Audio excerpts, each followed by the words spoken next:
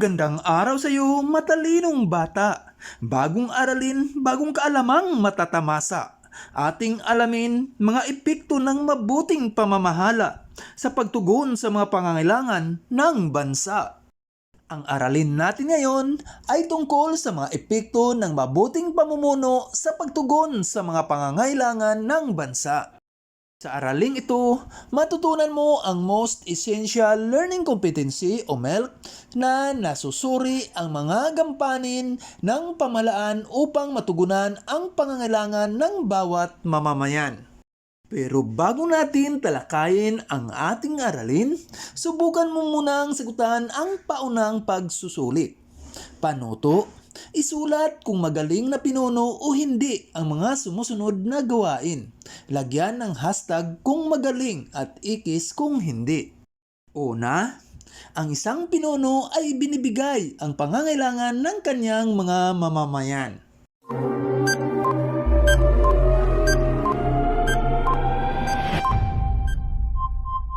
Pangalawa, anuman ang kanyang kakayahan, pinagsisikapan ng pinuno na mapabuti pa ito para maging mas mabuti rin ang kanyang paglilingkod.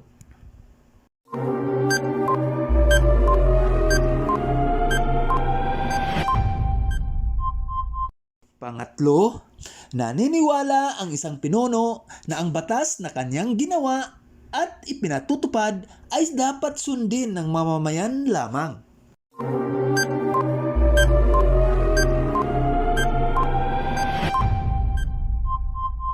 Pang-apat, bilang bayad sa utang na loob, nagbibigay dapat ang isang pinuno ng pabor o pagpanig sa mga taong tumutulong sa kanya upang maluklok sa posisyon.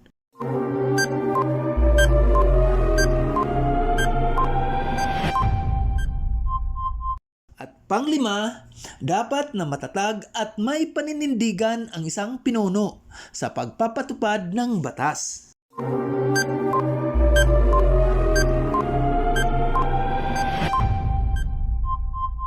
Kumusta? Ilan ang nakuha mong score sa paunang pagsusulit? Kung ang nakuha mo ay 4 o 5, binabati kita.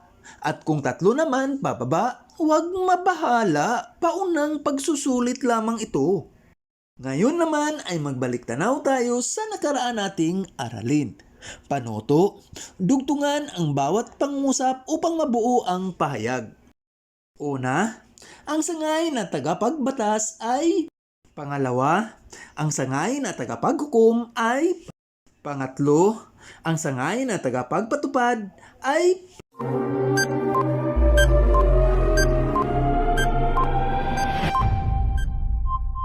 Kumusta? Mahirap ba? Pero nagawa mo kasi magaling ka. Ngayon, ihanda ang sarili at makinig ng mabuti dahil tatalakayin na natin ang bago nating aralin. Ang epekto ng mabuting pamumuno sa pagtugon sa mga pangangailangan ng bansa.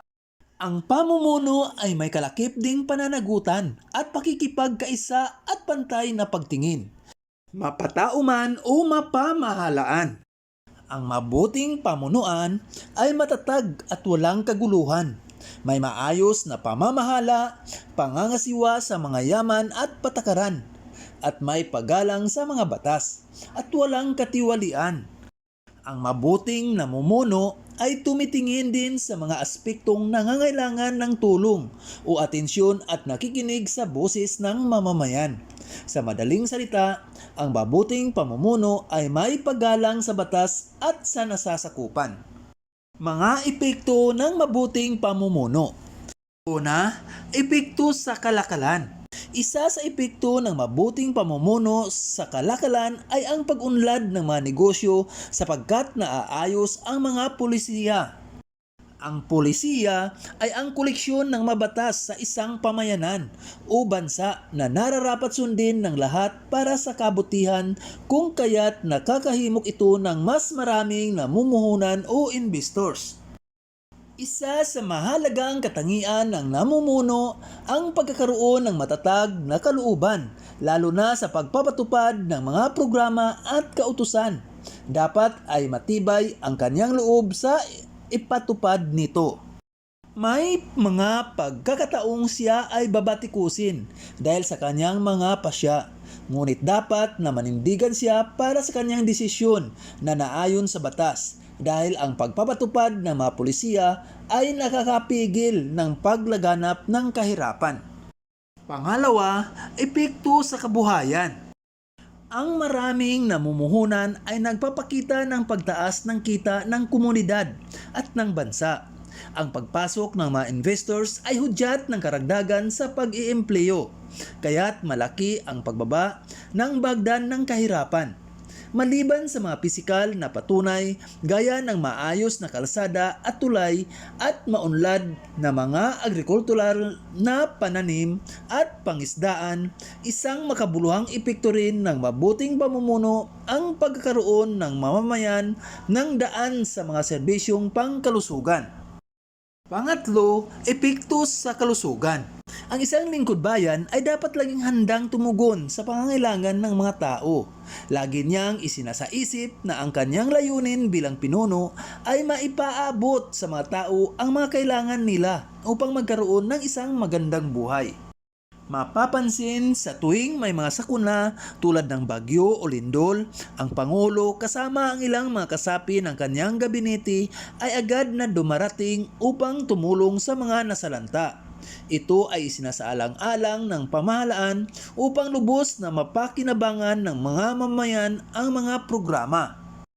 Ang mabuting pamumuno ay hindi lamang sa loob ng bansa mapapakinabangan. Kung epektibo ang pamumuno, positibo ang kalagayang pangkalayaan at maunlad ang panloob na kalakalan. Uunlad din ang pakikipag-ugnayan sa pamamagitan ng mga turista at balikbayan. Ngayong natalakay na natin ang ating aralin, may inihanda akong mga gawain na lalong magpahasa pa sa iyong natutunan. Para sa unang gawain, isulat ang mga epekto ng mabuting pamumuno sa iba't ibang serbisyo ng pamahalaan. Una, sa kalusugan, pangalawa, kalakalan at sa kabuhayan.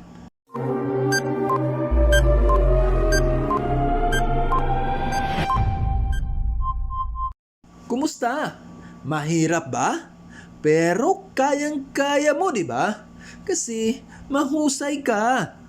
Para naman sa pangalawang gawain, lagyan ng check kung tamang gawain ang isinasaad ng mga pangungusap at ikis naman kung mali. Una, may nilalakad na dokumento si Mang Pedro sa barangay. Upang mapadali ang pagproseso ng dokumento, inalok niya ng suhol ang isa sa mga kagawad nito. Tinanggap naman ito ng kagawad.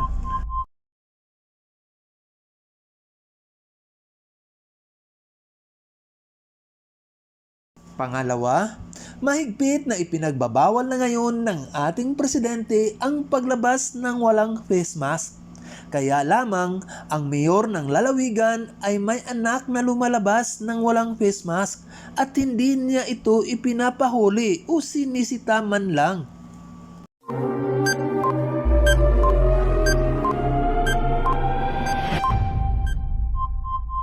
Pangatlo, sa kanyang talumpati sa harap ng mga magsisipagtapos sa pag-aaral, ipinagbawal ng Pangulo na magdaos ng rally o protesta ang mga taong may hinaing sa kanyang pamumuno.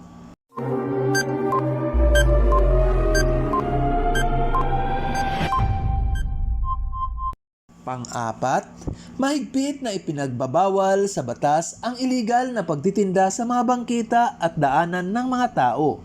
Dahil dito, pinapaalis ng opisyal ng pamahalaan ang mga nagtitinda sa gilid ng kalsada.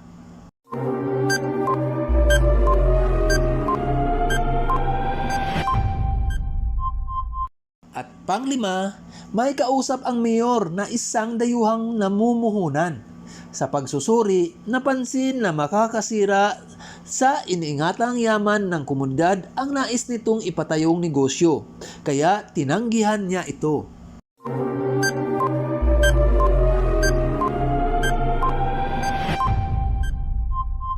Kumusta? Ganito rin ba ang mga sagot mo? Magaling! Ngayon, Batid ko na lubos mo nang naunawaan ang ating aralin. Lagi lang tandaan, ang mahusay na pinuno ay nagsasagawa ng mga kaparaanan para sa kapakanan ng kanyang nasasakupan. Tinutugunan ng isang mahusay na pinuno ang mga pangangailangan ng mamamayan sa pamamagitan ng pagpapatupad ng mga programa at proyekto para rito. Dapat taglayin ng isang pinuno ang mabubuting katangian para sa mabuting pamumuno. Maaari mo na ring sagutan ang iba pang bahagi ng module, gaya ng pag-alam sa natutuhan, pangwakas na pagsusulit at ang pagninilay. Muli, ito si Maestro Todeo na laging nagsasabi mag-aral ng mabuti sa pagkakaroon ng magandang kinabukasan, iyan ang susi. Maraming salamat, ingat kayong lahat.